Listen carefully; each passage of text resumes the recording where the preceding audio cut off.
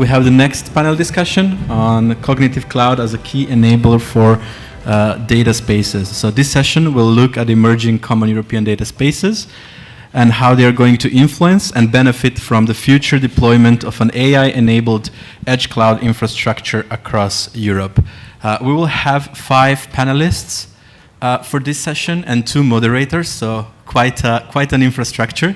So I would like to call to the stage Daniel Alonso, Senior Technical Lead, Big Data and AI Ecosystems at BDVA. Thank you, Daniel. Then, please, applause. Next one is Alessandra Bagnato, Head of Research at SofteamGroup. Welcome, Alessandra. Then we have Pierre Gronlier, Chief Innovation Officer at Gaia-X Association. Welcome, Pierre. Sonia Jiménez, Director of Data Space Technology, International Data Spaces Association. Welcome, Sonia. And last but definitely not least, from our panelists, we have Sara Madariaga, Head of Arsys Lab at Arsys. So, welcome to the stage. And now we will have 2 moderators that will help us to get the best possible outcomes of this session. So we will have Enrique Areizaga, Principal Researcher at Tecnalia. Hello, Enrique. And behind me is Tajana Merakovic-Dautovic, Project Manager at F6S. So the floor is yours, and please, as many questions as possible. Thank you, Daniel. So welcome again to the panel on the cognitive cloud as key enablers for data spaces. Before we begin a bit of technical introduction. So we would like to engage you as much as possible. So please feel free to scan this QR code to Slido. During the entire session, we will be receiving your live questions that we will try to address during the session itself, of course, in the end. And we have also prepared some questions that we would like to address to you, so we included directly in the discussion. Now I would leave it to Enrique to start introducing in a bit more detail our panelists today. Okay. Yes. So thank you very much. Before we introduce this panel of remarkable people, while we are introducing them, and let me see if this works. Okay, we'll have these questions on the screen, okay? Have you all already connected to Slido? If not, I will come back to the previous slide because we would really like to have your contribution here. Today, we're going to make an experiment, try just to engage the audience with the panelists, a little bit of risk, but we'll see how this works. And because instead of just giving the mic then to the audience, we will later on open a Q&A so that you can just put your questions whenever you like, okay? And we will address the question one by one later on, okay? So it's while we are introducing, please fill this, and this will be the first topic that we will discuss once we have introduced the different speakers. So please, and for another one, for the next one, we will make another question. Please do not just check it into the internet. Just go directly and provide your more sincere answer. Okay, nothing is wrong or right. Okay, so feel free, relax. So let's just start. Let me first introduce. We already just have the names. Now let's see a little bit about the bio. Daniel Alonso here. Hello, Daniel. Daniel brings over 25 years of experience in telecommunication and ICT. He is currently the Senior Technical Lead for Big Data and AI in the Big Data Value Association, BDVA. He plays a pivotal role in driving initiatives around data spaces, industrial AI, and big data technologies since 2018. Daniel has chaired the BDVA AI Spaces Group and coordinates the EU Hubs data projects fostering European Federation of Data-Driven Hubs. So, a big applause for Daniel. Yeah. You want to add something? A few words, if I may. Yes. Sure. Well. So thanks a lot for the introduction. Yeah, this is my LinkedIn bio, but I joined BDVA 1.5 years ago. So now I am with BDVA and probably Big Data Value Association. I don't know if you know us. We are a European non-for-profit industrial association with 250 members. We were founded 10 years ago, actually. So this year is our 10th anniversary that we will celebrate in Budapest in a couple of weeks. And well, basically, we were at that time the private counterpart of the Commission for the Big Data Value PPP. So basically, our core is to foster data-driven experimentation and innovation. But we have evolved after those years, and I'm happy to be here because I see here many technologies coming together, converging, and I have to say that from BDVA, this is also what we are looking for. Okay, we are not developing tangible assets like IDSA or Gaia-X, but basically we rely on our community. We collect requirements for all our community, and we basically provide this knowledge to the research, innovation, and coming from industry. So after those years, again, we join forces with Robotics, Ellis, and Claire, and also EUAI to fund ADRA, the AI Data and Robotics Association. We are also part of, together with Gaia-X, Fireware, IDSA, part of the Data Spaces Business Alliance, also looking for convergence in this aspect. We are also part of the members of the Euro-HPC joint undertaking. It was mentioned this morning, but also, and we have a dedicated task force in BDVA to converge AI, data, and HPC. So in this regard, we are fully aligned what we are looking for here. And we are also part of the Computing Continuum initiative that was founded a few years ago that involves also other associations in Europe, EXO, Eclipse, also Fireware, 6G, SNEs, and others. So basically, this is what we are doing right now, again, trying to get this convergence, bringing the knowledge from our community, also collecting requirements, and also helping to the whole landscape. Yeah. Okay, thanks a lot, Daniel. I think one of the key words that you have used today, convergence, is something that we will also bring into the discussion. Okay, next one. Thank you. So next up we have Alessandra Bagnato. She's focusing on cyber-physical systems, cloud, and big data. She holds a PhD in computer science and is an expert in responsible software engineering and data privacy, applied in sectors like robotics, smart cities, and e-governments. We also have here with us Pierre Gronlier. I hope I pronounced it well. With more than a decade of experience in IT, he has led the development of systems for real-time communication and cloud services. His background includes work with Microsoft and OVH Cloud, and he was instrumental in creating the first Gaia-X prototypes, advancing cloud and real-time technologies. Okay, thank you. Then we have the last two panelists. We have, Sonia Jiménez.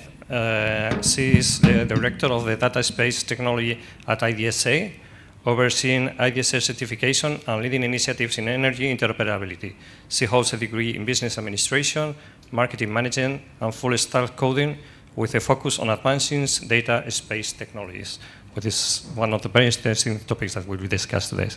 And our final panelist is, I don't know why you use always the last one, Sara, well, also a remarkable speaker. She leads the innovative innovation strategy at the Arsys lab.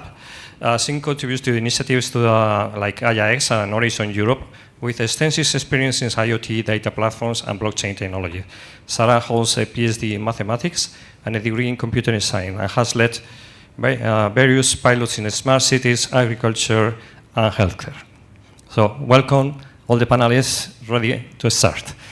Okay, well, let's see here, you have the results we have so far.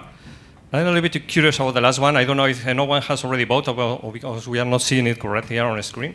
But let's say that we have a winner, somehow. So that's fair. Yeah, okay. So let's start with that. Before just going into all the different topics, I would like to have the opinion of from the panelists about the most popular definition of the cognitive cloud. So who would like to start? Well, Sara, you have the mic close next to you, so you might like to start about. Okay, over here. Yeah. Anyone? Yeah. Hi, so I will try. Okay, Pierre, go ahead, please. I cheated a bit because I also voted on the tablet here. And I picked that one because I believe that's the one that defined the best the way that cloud could be seen as liquid infrastructure, not as liquidity in terms of finance, but fluidity like water or liquid. And that's for me the one that makes most sense. I don't think that and then you have like at school some quizzes and they try to remove answers that don't fit, like automated decision making. It's nice, but maybe that's not what we aim at the first place. So that will be my my decision. Yeah. Yeah, I think that we got a very good result from the audience. So also on my side, that is what it is. Okay, great. Anyone which disagrees here? Well, yes, I have to say I also agree. For me, it's the more compact one. On the one hand, it confronts traditional with new cognitive, so both views that are important. Also regarding data, it also includes an exhaustive actions over data, not only analytics and processing, but also store, interpret, or context-aware applications. So yeah, for me, it's the more compact and complete as well. Yeah, I'm not going to disagree. Would just like to say, yeah, I think the rest touch upon what it is like, but I think they leave things behind. Like, it's okay to, I don't know, this as the fourth one, mimic human cognitive functions, okay, but it's not, I think the scope is not as broad as it should be in the rest of the answers. So I also agree with my colleagues. Yeah, me too. Like being a cloud provider myself, like the term cognitive is like the cloud is not just like something that computes for us, right? But something that can also be enhanced by artificial intelligence and advanced processing techniques, right? It's not just like we only serve others to become more intelligent, but we also benefit from these technologies to make ourselves more smarter, cognitive, or If I have one thing also, that's the only one that mentioned application. So we start with cloud services, and that's the only one with application. And since we talk about the data, if you want to observe data, you are not going to observe data. You are going to observe the services and the application that process, store, transfer data. If you want to copy data, you need to have a services and an application. So good. So we most agree with the audience. This is great. I mean, so let's start now with the first question. This Alessandra, that's your turn. So you need to sign here. Okay. So you will start the discussion. So the question is, how does cyber-physical fusion in cognitive clouds will enhance real-time collection analysis and decision-making? What is, especially as we say here, related with how to optimize performance, how to predict maintenance, especially in different sectors, that's small hardware, health, industrial automation. How would you like to elaborate a little bit? What is your opinion? Yes, yes. So first of all, I would like to say that this question really paved the ground for what is the convergence of things, because we had years of research on cyber-physical system that brought us here where we are, with a lot of research on that, and we now see that that really helps cloud computing and this cognitive cloud. So right now, all this research that were separated before come together, because actually this world works like that. So we have devices that are gathering data at the edge, and these data that are important for the cloud and for the reasoning.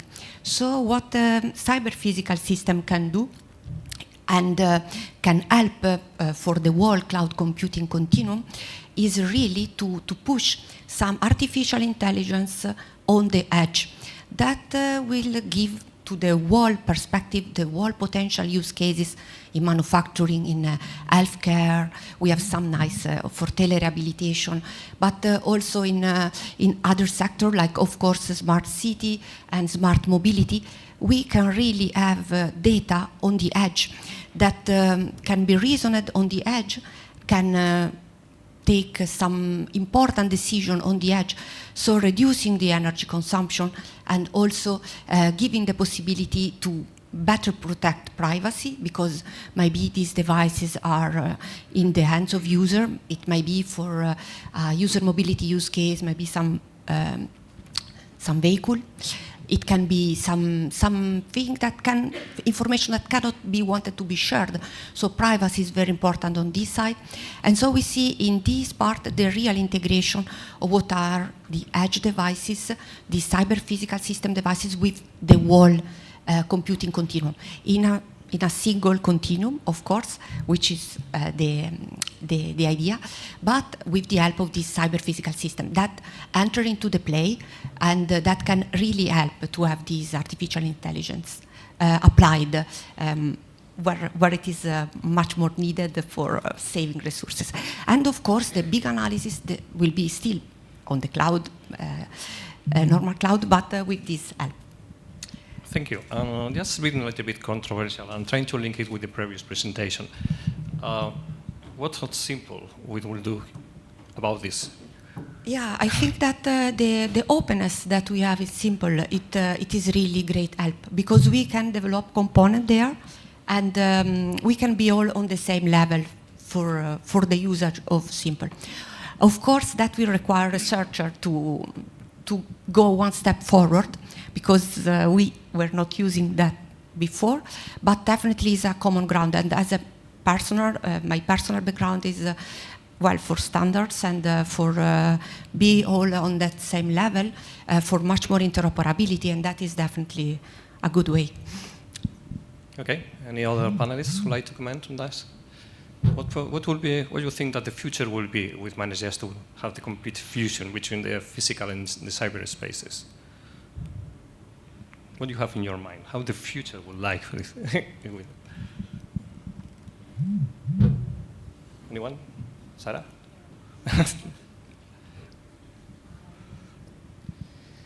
Well, I think there are like two different scenarios for the future, right? It's like the scenario where we just give up on any technologies and go back to the fields and to the mountains and to the caves, and that'll be an option.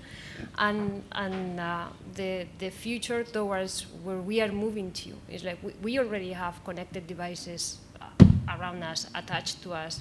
We sleep with all sorts of devices monitoring our health, our sleep, our anything, right? So we are already connected here.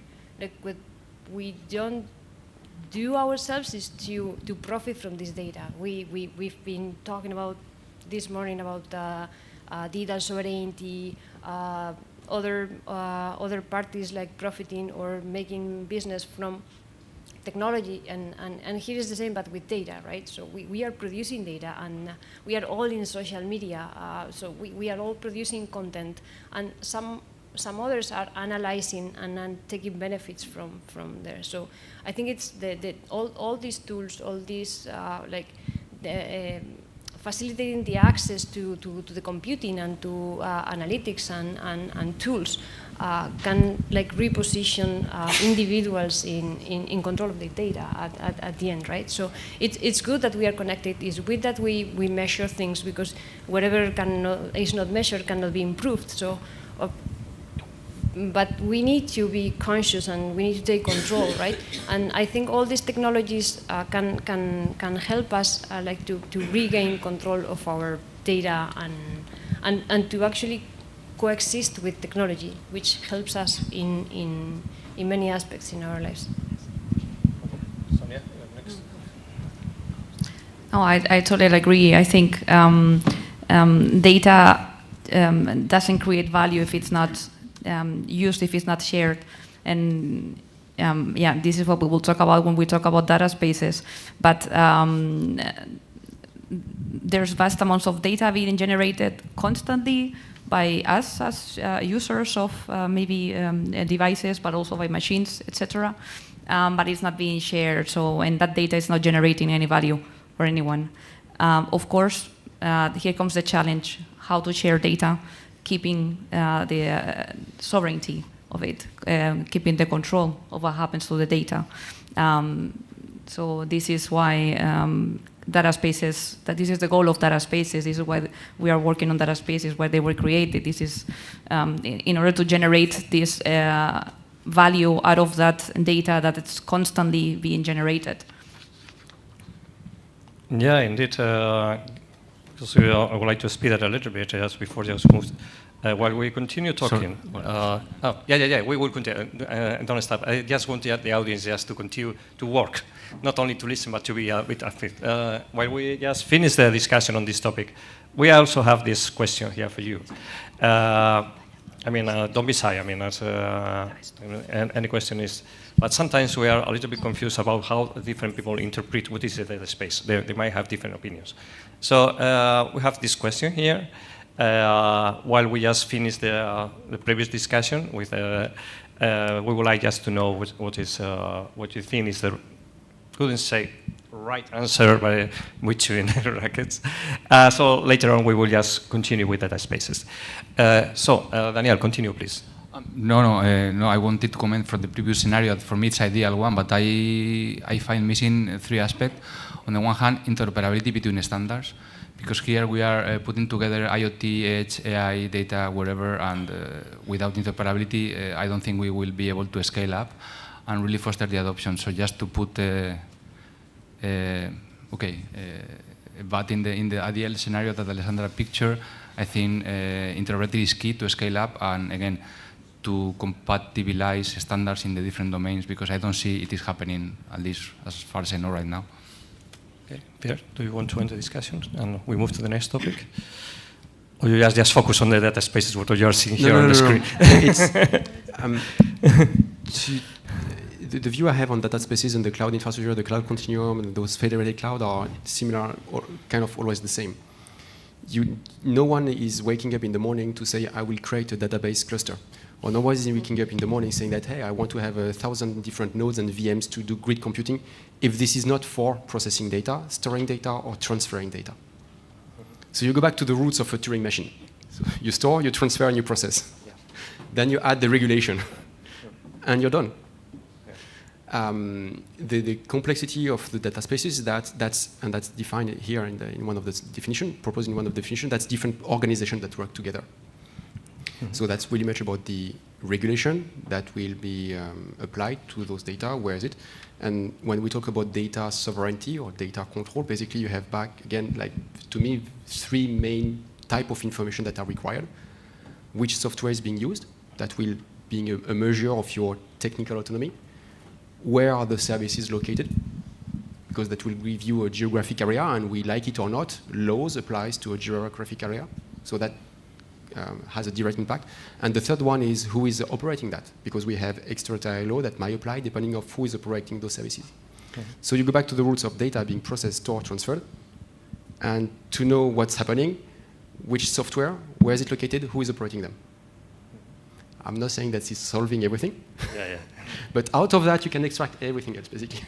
But in fact, I was just trying to link it back because, well, you collect the data, you analyze it. But there's something that probably is missing, especially when we talk about this cyber-physical fusion, is that you collect the data, you analyze it, and then you have to provide feedback back to maybe for the industry, like someone was saying, just so that the production of a company. You get the sensors, you have the AI maybe in the cloud, and it's just getting access to the data in a way that we have governance the data. But then later on, you have also just to think about how the data will have to be provided back. And I guess that sometimes we miss that final step. But that's my feeling, okay? You want to go on the how do you price data? Yeah, this is one of the points I wanted to touch now, maybe later also value coming from the whole process. Yeah, you're right, sometimes the value is not done. Also, I think Pierre will agree on that. Everything has to be driven by tangible value for the participants, either monetization or any other type of value. So this is why use cases and business-driven models are so important. Otherwise, and I think this has a pull-push, technology-driven, but also proposed by the business part. Otherwise, it will not happen. Yeah, fully agree with that. Yes. Well, now we have the results, and that was for you, Sonia, as you are the one representing IDSA and the data spaces. And well, in fact, the question was how can the application of AI to the cloud-based continuum enhance European data spaces? But just have a look at the results. Yeah, and tell you if you agree, disagree, or you were expecting this or not. No, I'm happy to see we have a very well informed audience. So yes, for several reasons. First answer is the correct one. And maybe I would like to highlight some key words here from the first definition. First is that we have a distributed system. So we are not talking here about centralized storage, data lake, anywhere where data is sent and stored and processed and then sent somewhere else. We're talking here about peer-to-peer data exchange. So a distributed system. Governance framework, very important.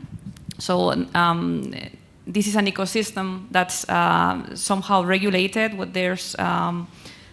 There's processes, there's rules in place, there's a governance authority that defines this. Secure and trustworthy data transactions, yes. So we maintain data, we preserve data sovereignty. So the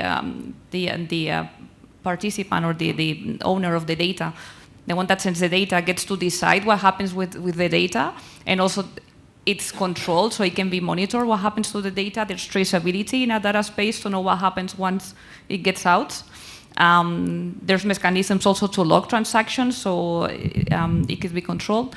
Supporting trust, very important. We're talking about big ecosystems, so it's not about partners that know each other and agree on certain, no. It's about creating ecosystems where trust is established. So you can enter as a participant, you meet the rules you have to adhere to, the rules are defined, and then you're trustworthy just as the rest of the participants. And I think that's basically it. So the rest of the answers talk about centralized systems, talk about data processing or these mechanisms for data ingestion to processing. This is something that outside of the scope of data spaces. So yeah, the audience was right with their answer. Yeah, in fact, we were surprised because we thought that there were going to be more people saying that it's a data lake or something similar. Yeah. Which is good. We have a very good audience. So that so we are moving ahead. Okay. Yeah. And now we have also this. This is for the Q&A. Okay. I guess this is the right one. Yeah. Okay. So now, from now, we will continue the discussion. Okay. And you have the opportunity just to make the questions directly. Okay. We will just go from time to time to review them, and the panelists will try to answer the questions. Okay. So we invite all of you to be active. And so because we are not just going to go invisible to give the mic to the audience, we have a lot of things to discuss. Okay, so that's, let's move, I think the previous one we have already addressed, if I'm not mistaken. Yeah, that was yours. But that's not the answer to... Yeah. Okay. No. Now is your time to I was just sharing the slide to the others so that they can just give the answers, and now you can just provide your answer here. So go ahead. Okay, so this question is about how AI and the cloud age continuum enhance European data spaces. I like to start from the other perspective. How do data spaces enhance also AI? And it's because to train AI and models, you need data. So data spaces, what they do is they facilitate this data sharing. So I think here we have a win-win situation. So we have we're generating a vast amounts of data that we are not sharing. So data spaces facilitate that this data is shared in a trustworthy, in a secure and sovereign way. Now going to the question. So there are many ways how AI can enhance data spaces. And I'm thinking just about what the normal standard processes, functionalities of the data spaces that already take place, so AI can improve them. I'm thinking about making processes dynamic or even automating processes. And here, if we want to comply to the Data Act, we need to establish data governance. And one of the important parts of it is consent management. So AI can help automate consent management. Another important point is the localization of data that also AI can help with. But then everything that happens within a data space, like traceability of data, for instance, or improving the quality of the data before it's sent out. So we don't need to send raw data back and forth. We can improve the quality, so we can process the data, we can clean the data before we send it out. So, because of course we said users want to get some value out of this, out of data sharing, data spaces, so we need to make sure that the quality of the data that is shared is good, and I think AI can help with this. Yeah, also AI of course can help monitor what happens also within the data space, can help monitor if the SLAs are being maintained, and can also help make fast decisions. Okay, so it can help monitor and then control, make decisions, predict, and this improves what happens within the data space, all the processes of the data space, and of course anything else that's adhered to it. So it's not only about data sharing, we're also talking about other types of services that can also be improved with AI, and we see it in the projects related to data spaces. We create data spaces. We also work with AI, machine learning, etc., because this brings additional value to it. I think I covered most of the question. Yeah, well, before just to the...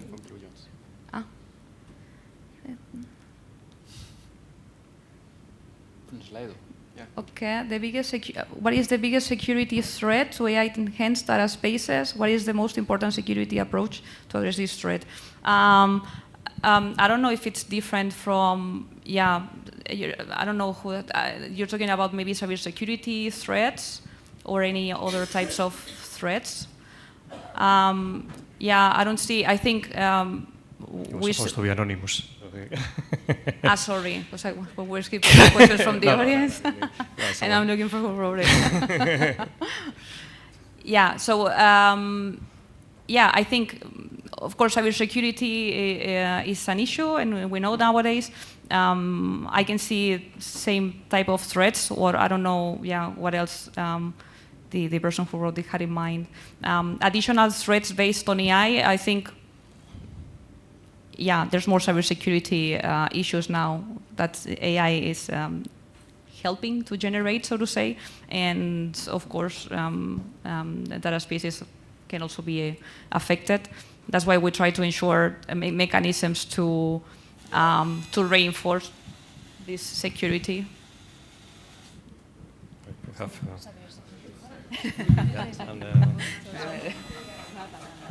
Oops.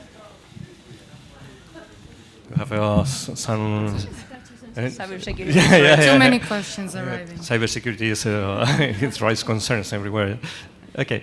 In the meantime, while we are trying to fix this, also one of the use cases, especially with one company that we are working in related with data spaces, their concern is much about the traceability of the data exchange. Because sometimes the information that is exchanged, if it is not updated or the data is not correct, it might have some legal consequences.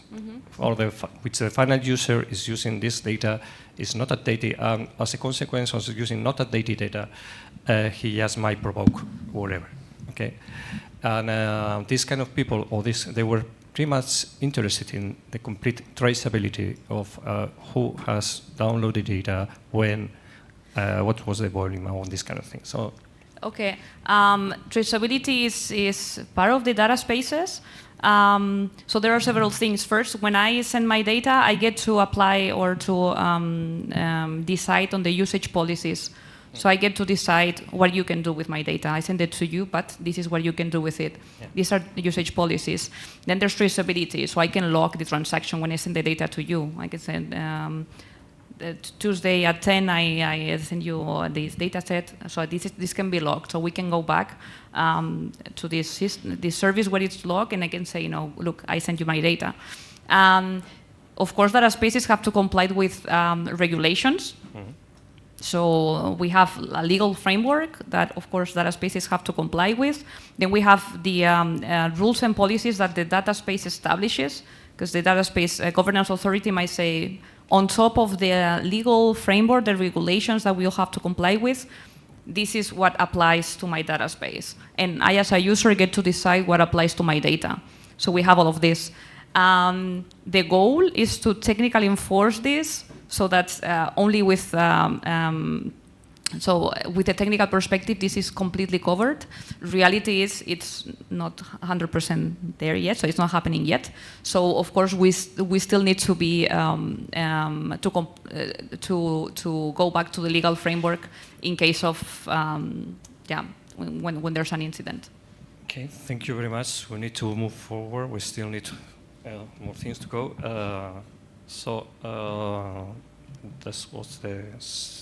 That's it.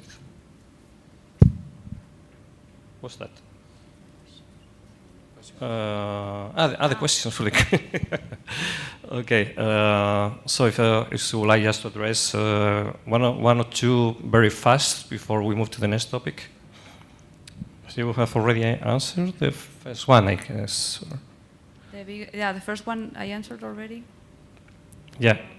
What about the second one? Who would like us to take? Do you see the increasing importance of edge computing and resource-constrained IoT networks more as an opportunity or as a challenge for the European data spaces? I'm going to say as an opportunity, so I'm going to see the glass half full.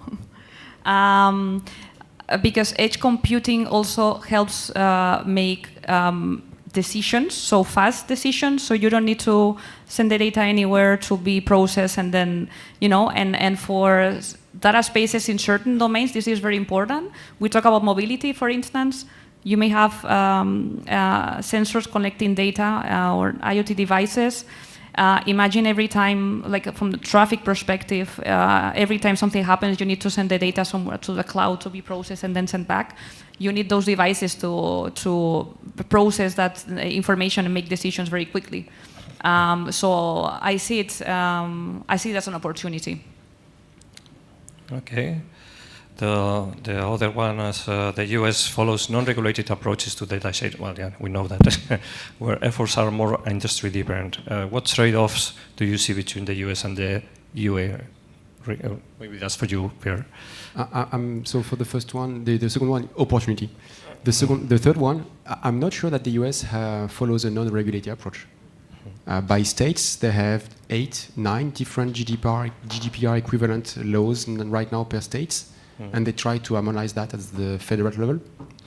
They also have an AI Act in some of the states. So I think that we are less aware of what's happening. I don't think that they operate in a non-regulated approach. Yeah. However, I do see some trade-offs to be made because their regulation might not necessarily be aligned with our regulation. And that's the same thing for the other side of the world. So there will be trade-offs to be made. And then I will leave the floor to others because I'm in no capacity to tell what will be the jurisdiction of that later. So, who would like just to take the last one before we move to the next question? So the primary enforcer of contracts, data provider or data space provider. This is what I mentioned about the levels of the different layers of regulation coming from the legal framework and then back to the data space framework and then the participant. So it's both. So the data space governance authority might say, these are the rules for this data space. Maybe we're treating with healthcare data, so we need higher security certifications and so on and so on. But me, as a data provider, I can also say, okay, I comply with all of this. This is why I'm a participant of this data space. But I apply additional usage policies to my data, so I'm allowed to do that. So it's both. Both are combined. The good thing, I think, in the previous session, somebody Simple mentioned the data space connector. And this is the software component that allows for this data sharing, sending and receiving the data.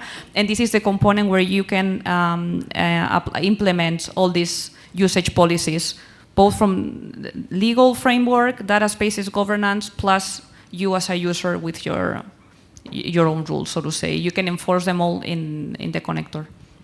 Okay, thank you. Let's move forward because we don't have much time. And that's the question for you, Pierre, because also Gaia-X is involved here. about the holistic data governance. Besides governing just data governance, also consider the data storage and transformation tools, the infrastructures, when the goal to connect symbiotically data and cloud layers. And it's good because probably you will talk about convergence. So let's please elaborate this a little bit. So how much time do I have? 5 minutes. I will try to keep it even shorter. Holistic data governance, that will be the holy grail. We don't have that, and we saw that just before for the question that was before the US and Europe, and we have US and China. And next to the room there, we have European and Japan, yep. which is working very well. So they are example of cross international data exchange that works well. I would like to piggyback on the answer given before on the different layer of interoperability. We had two main frameworks, the European interoperability framework. We have an ISO standard, it starts by 1.9, but I don't remember the rest. They describe four layers of four different layers of interoperability: legal, organizational, semantic, technical. And you can squeeze in the syntax one if you follow the ISO version. I do believe that this is exactly the same thing for trust. You will have trust for identity. So do I know who you are? And that's not about the technical implementation. There are thousands of different implementations, and there will be new implementation later. That's about something that the industry has come up with and find answer a long time ago. All those know your customer, know your business processes. It's not about the identifier. You give me your identifier, Enrico, ABC, I don't care. What I care is that, can I trust that the issuer of this identifier have followed the correct processes for the assessing your identity and your characteristic. And that will be the same thing with legal entity, natural person, and services. If I want to transfer data, again, control of data, transfer, store, where is it located, who is operating that, so you need to be able to gain confidence in the services that are going to be used. And all those rules, that's the governance. Am I allowing the data to move outside of Europe? So in a server outside of Europe. Do I allow the data to move in Europe on a data center owned by a non-European company? That's about the governance. Another level of trust, and that might lead to some confusion and sometimes very heated discussions within our big family that we are here. Some definition of trust is only about the technical trust, meaning the integrity of the content. So I trust that because it's cryptographically being signed. That's another layer of trust. So the same thing for interoperability. You had legal organization. Trust, you have the identity. You have the technical one with the content integrity. You have the one with transparency. Am I able to take an educated decisions based on the information being claim and evidence that you provide? Again, the industry has come up with a market for that. That's risk assessment. That's conformity assessment. The market of conformity assessment around the world, that's 17 billion euros of market. So there is a holistic governance. It's a holy grail. It's hard to achieve. Luckily for us, if we look at what the industry has done so far, when they want to enable trust, they do a risk assessment. To reduce the risk, they perform conformity assessment, and you have an entire list of standards for conformity assessment. So what we've done in Gaia-X, that's provide two things. First, a technical foundation to enable that. And for that, we piggyback on the same protocols being used by Simple, by a lot of the data space and Lighthouse project represented here in the audience, W3C, 86, 509, type of certificate. But that's the technical foundation. And then we worked on something that we call the Gaia-X compliance, or the Gaia-X labels. And we try here to identify the greatest common denominator of governance cross-country in Europe. Each country in Europe, and until the NISA and cybersecurity scheme is released, each country in Europe have their own version. C5 in France, we have in Germany, SecNumCloud in France, we have V-Inf in Spain, Agit in Italy. I think that in Spain you have one, I don't remember exactly the name. Yes, thank you. Yeah, yes. So this holistic good data governance, again, that's the idea of finding the greatest common denominator to enable those data exchange across Europe. We've seen that with the COVID. I mean, you're living near Strasbourg area. It's a small place squeezed between Germany, Switzerland, Luxembourg, Belgium, France, and you cannot share the data in the hospital that is just a few kilometers away because of the regulation. So sometimes there are challenges. It's, and this interoperability about the governance, that's something that very happy to have here my colleagues of BDVA, IDSA, and Tecnalia is also a Gaia-X member, to work exactly on that topic, which is huge, and I don't think that Gaia-X alone can solve that. We can work a bit on that, but we have to work really all the other actors together on this data governance. I definitely agree. I think we have had this word convergence from the different associations all around the day. As we don't have much space, I would just, because we still need to hear the voice from Daniela and Sara, and we only have 10 minutes, so that's, let's just move to that, and then we will go back to the questions and answer. This is for Daniel regarding the AI factories. Let's go directly to which is. Can you elaborate a little bit? Yeah, yes, of course. Probably at this stage, all of you know what AI factories are, because the first calls were published last week by the joint undertaking. But yes, of course, we have been, as mentioned before, we have been members of the joint undertaking EuroHPC from the very beginning, 2017, if I'm not wrong. And we already identified very quickly, because we are discussing with our community, that the HPC facilities in Europe were not prepared to support, AI workflows or big data pipelines and so on, because there are different schemes. So yeah, the lack of this alignment it was there, and of course the joint undertaking already identified that. Also, access to data is key. Not so much HPC per se, but now we'll see with AI factories, but also the lack of required skills. Okay, so basically AI factories bring together all those aspects. Okay, AI factories are part of the AI innovation package that the Commission published a few months ago. And basically, AI factories are open ecosystems that brings together, open ecosystems that are built around European AI dedicated supercomputers, and again bring together HPC data and skills. Okay. At the end of the day, AI factories aim to support AI practitioners on the development and training of large AI models, okay? But of course, to do so, factories need a massive amount of data that in many cases the HPC infrastructure cannot access through the usual data facilities. And this is where the data spaces come into the picture, okay? Because in this case, data spaces emerge as an ideal instrument to give AI factories access to massive amount of high quality data, curate data, if possible, and also under a well-governed scheme. Okay, so yeah, it's a good example, because this morning we were discussing about this roadmap that OpenNexus is proposing about how to converge.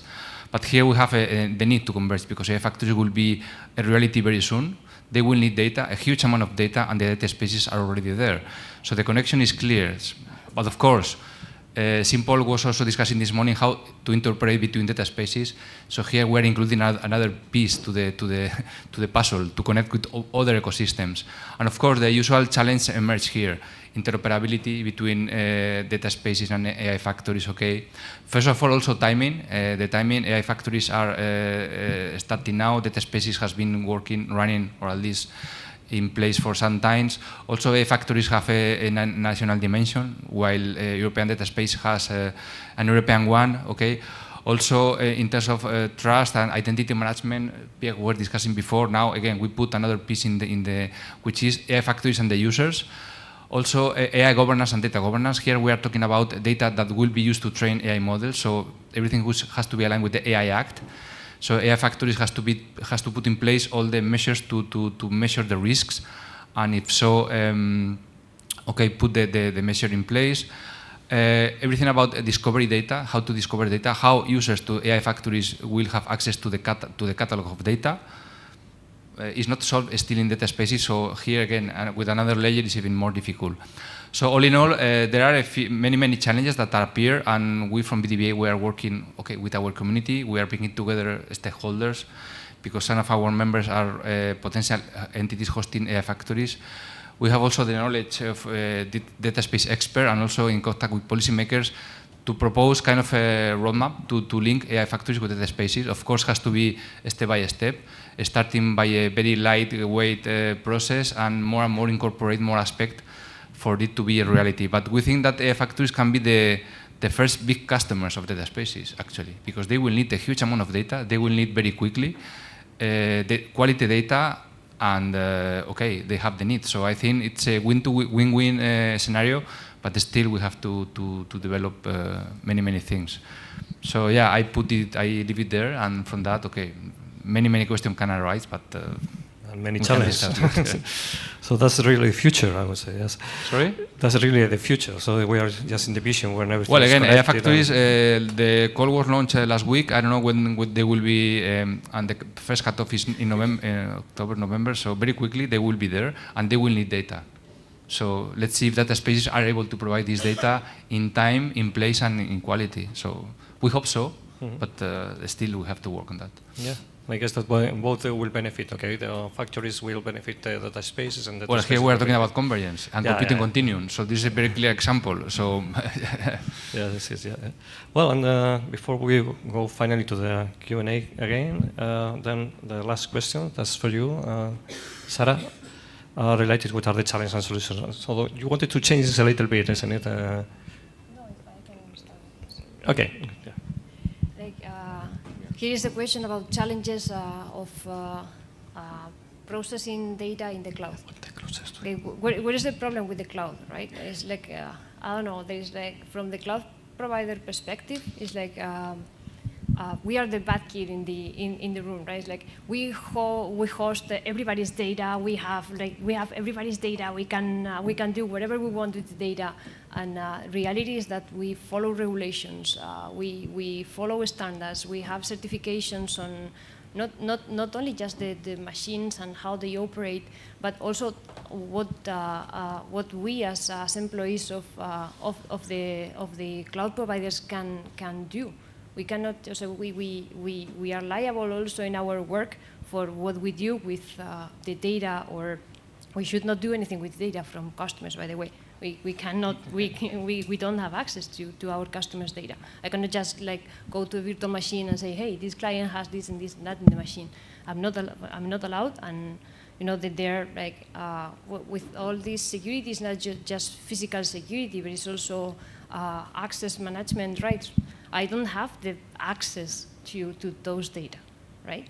And I think it extends also to the data space context. In the data space is an ecosystem. We all agreed on that. It's made of different parties, and all parties should bear its own responsibility. So we, as cloud providers, we are responsible for hosting your data, hosting your applications, and making sure that it runs as it should. And we have our mechanisms to enforce that. We have certifications, we have audits.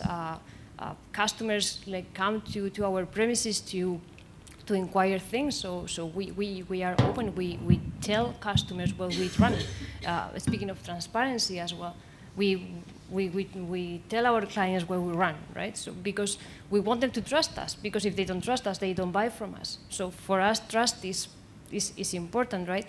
But it's also algorithm providers. Okay, I have nothing to do with algorithm providers. So if an algorithm is running in my cloud, I don't know what it's doing unless there is some alerts on it's running. I don't know, in like you have those security alerts that something can be malicious because it consumes a lot of resources and all that. So, but I don't know what is running there.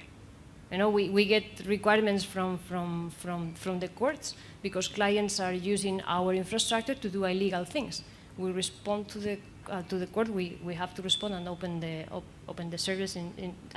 I'm not a lawyer, so I don't know which cases we actually open the service, right? But we are open. We collaborate with justice. So I don't know.